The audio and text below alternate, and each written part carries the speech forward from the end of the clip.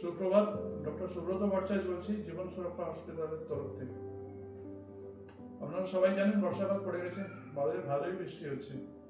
তো এই বৃষ্টিতে আপনারা কিভাবে সুস্থ থাকবেন, কি করবেন না, এই সময় 2-4টি কথা একটু শেয়ার করতে চাই আপনাদের সাথে। তো বর্ষাকালে দু ধরনের পেশেন্টদের সমস্যা বেশি হয়, একটা হচ্ছে কচি কাঁচা বাচ্চা আর একটা বড়দের। তো কচি কাঁচা বাচ্চা আমার ডোমেনে নয়, তবু বলে দিই 2-4 কথা। যে এদের বেশি সমস্যা হবে লেপ্টোস্পাইরোসিস বলে এক ধরনের বর্ষাকালের অসুখ হয়। এগুলো বেশি হয় ড্রেনেজ ওয়াটার পায়ে লাগলে, ড্রেনেজ ওয়াটার, সাঁতারের জলে যদি ড্রেনেজ ওয়াটার থাকে, সাঁতারের জল যদি দূষিত হয়, তো লেপ্টোস্পাইরোসিসের সম্ভাবনা থাকে। তো লেপ্টোস্পাইরোসিস হলে কি হবে সেটা তো আপনি ডাক্তারের সঙ্গে কনসাল্ট করবেন, কিন্তু যাতে না হয় তার জন্য সাঁতার কেটে আসলে সঙ্গে সঙ্গে স্যাভলন দিয়ে পরিষ্কার করবেন গা হাত পা। স্যাভলনের জলে কি ডেটলের জলে পরিষ্কার করে নেবেন, আর গা হাত পা পরিষ্কার জলে এসে ধুয়ে নেবেন। বাইরে ড্রেনেজ ওয়াটার কিংবা নর্দমার জলে পায়ে লাগলে সেগুলো পরিষ্কার করে নিতে হবে বাচ্চাদের। জামা কাপড় ভিজে রাখা চলবে না, শুকনো রাখতে হবে। স্কুল থেকে আসলে হাত পা ধুতে হবে, পরিষ্কার থাকতে হবে। এই সময় হাঁচি কাশির প্রবণতা খুব বাড়বে। যারা জ্বর হবে এই সময়টা জ্বরের প্রকোপ বাড়বে, কারণ ইনফ্লুয়েঞ্জা এই সময়টা খুব হয়, ভাইরাল ইনফেকশন নানান রকম হতে থাকে। এছাড়া অন্য জ্বরই হয়, ডেঙ্গু ম্যালেরিয়া সবই হতে থাকে এই সময় আমাদের দেশে। তো ডেঙ্গু ম্যালেরিয়া সাবধানতা আপনারা জানেন, জমা জল রাখবেন না, মশারি ফেলবেন অবশ্যই, জ্বর হলে স্থানীয় স্বাস্থ্যকেন্দ্র কিংবা আপনার পারিবারিক চিকিৎসকের সঙ্গে যোগাযোগ করবেন। জ্বর যদি পারসিস্ট করে 5 থেকে 7 দিন নিকটবর্তী স্বাস্থ্যকেন্দ্র কিংবা নার্সিংহোম কি হসপিটালে যোগাযোগ করবেন।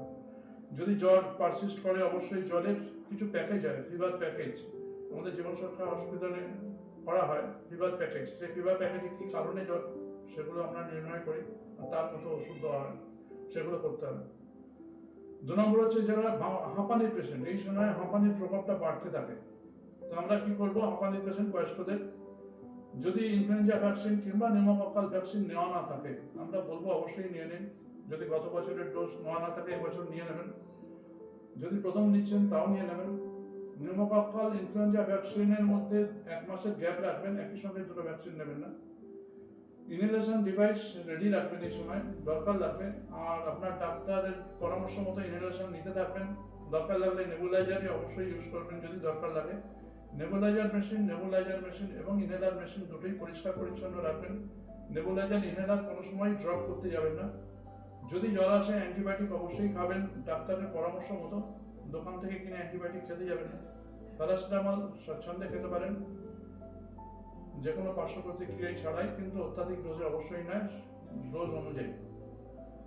তাহলে মোটের ওপর এই বর্ষাকালে যেগুলো আপনাদের করতে হবে সেটা হচ্ছে পরিষ্কার পরিচ্ছন্ন, ঠান্ডা না লাগা, ঠান্ডা লাগলে ডাক্তারের সঙ্গে পরামর্শ করা, হাঁপানি রোগীদের প্রয়োজনীয় সাবধানতা অবলম্বন করা, ইনহেলেশন নেওয়া, নেবুলাইজার অবশ্যই ব্যবহার করা, আর ভ্যাকসিন নেওয়া।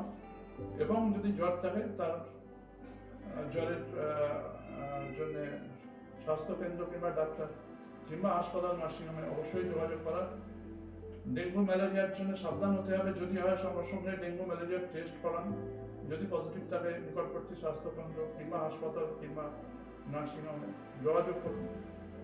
ডেঙ্গু প্রচুর হচ্ছে এই সময়, ডেঙ্গুর জন্য ভয় পাবেন না, আতঙ্কিত হওয়ার কিছু কারণ নেই। ডেঙ্গু সহজেই সেরে যায়। বিশেষ ক্ষেত্রে কিছু অসুবিধা দেখা যায়, সেগুলো আমরা হাসপাতালে, জীবন সুরক্ষা হাসপাতালে অবশ্যই আমরা টেক কেয়ার করি।